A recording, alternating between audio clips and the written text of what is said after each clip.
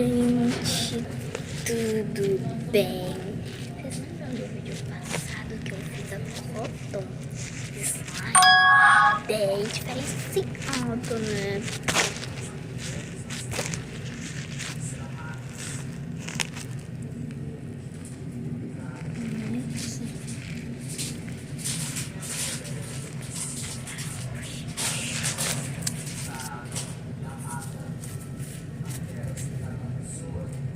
Gente, eu vou ficar toda suja de sabão, né?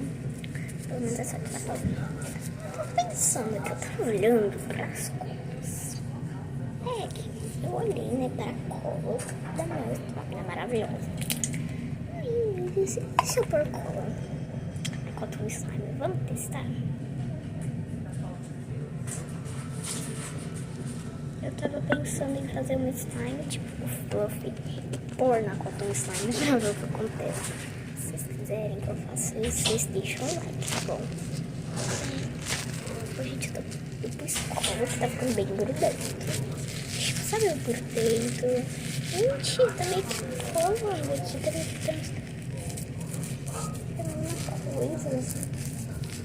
Gente, é diferenciado. Gente, acho que devia ter posto um pouquinho de cola dela. Ficaria maravilhoso. Tudo que a gente faz com a cola deve ficar maravilhoso.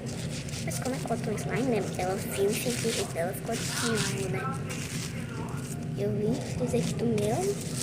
Ficou muito bom, né? Assim. Isso aqui tá resultado aqui, ó, gente. Ficou bom. Ficou bom. Escutei, ó.